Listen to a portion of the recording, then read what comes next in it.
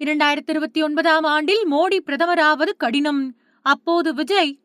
ஜோதிடர் ராதன் பண்டிட் பரபரப்பு பேட்டி. தாவேகாவோட செய்தி தொடர்பாளரான ரிக்கி ராதன் பண்டிட் வெற்றிவேல் பிரபல ஜோதிடராவும் இருக்காரு.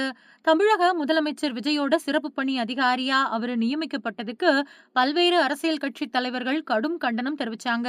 சட்டசபையிலும் இந்த விவகாரம் எதிரொலிச்சுது. அதைத் தொடர்ந்து அந்த நியமன உத்தரவு வாபஸ் பெறப்பட்டது.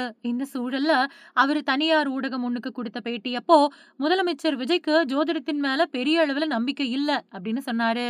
முன்னாள் முதலமைச்சர் ஜெயலலிதா இறந்த பின்னாடி நான் முதலமைச்சர் விஜயையும் அஜித் சாரையும் தொடர்பு கொண்டேன். அஜித் சாருக்கும் முதலமைச்சர் ஆகக்கூடிய யோகம் இருக்கு. ஆனா அவரு அதுல விருப்பம் இல்ல அப்படின்னு சொல்லிட்டாரு. முதலமைச்சர் விஜயோட ஜாதகத்தின்படி அஜித் சார் போட்டிக்கு வரமாட்டாரு. விஜய் சார் போட்டியே இல்லாத பிரதமர் ஆகக்கூடிய யோகம் கூட இருக்கு. 100 வருஷம் கடந்தும் அவர் வாழ்வாரு அப்படின்னு சொல்லியிருக்காரு. பிரதமர் மோடிக்கு இருக்கக்கூடிய யோகத்துல கால்வாசி தான் ராகுல் காந்திக்கு இருக்குது. வரக்கூடிய 2029வது வருஷத்துல மோடிக்கு ராகு தசை ராகு புத்தி. அவரு பிரதமர் ஆகிறது கஷ்டம். 3ஆம் அணி ஒண்ணு நிச்சயமா உருவாகும். விஜய் அப்போ தன்னோட யோகத்தோட உச்சத்துல இருப்பாரு அப்படின்னு சொல்லியிருக்காரு.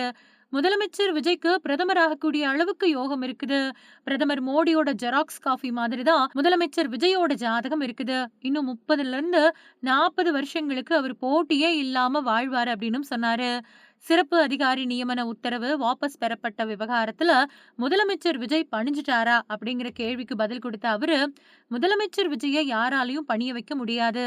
அவரை மாதிரி ஒரு தைரியசாலியை பார்க்க முடியாது. ஆனா இந்த விவகாரம் பெரிய அளவுல போக வேணாம் அப்படிங்கிறதுக்காகவும் தேவையற்ற சர்ச்சை நீடிக்க வேணாம் அப்படிங்கிறதுக்காகவும் இந்த முடிவை அவர் எடுத்திருக்க கூடும் அப்படின்னு சொல்லியிருக்காரு. சட்டசபை தேர்தலுக்கு முன்னாடி நீங்க சுனாமி எல்லாரையும் தூக்கி வீசி ஜெயிச்சிடுவீங்க அப்படின்னு நான் சொன்னேன். ஜனவரி 1ஆம் தேதி நீங்க தூங்கிட்டு மே 15ஆம் தேதி எந்திரிச்சு பார்த்தா கூட விஜய் முதலமைச்சர் ஆகி இருப்பாரு அப்படின்னு சொன்னேன். அவர் அதை பெரிய அளவுல எடுத்துக்கல, சிரிச்சிட்டு போயிட்டாரு அப்படின்னு சொல்லியிருக்காரு.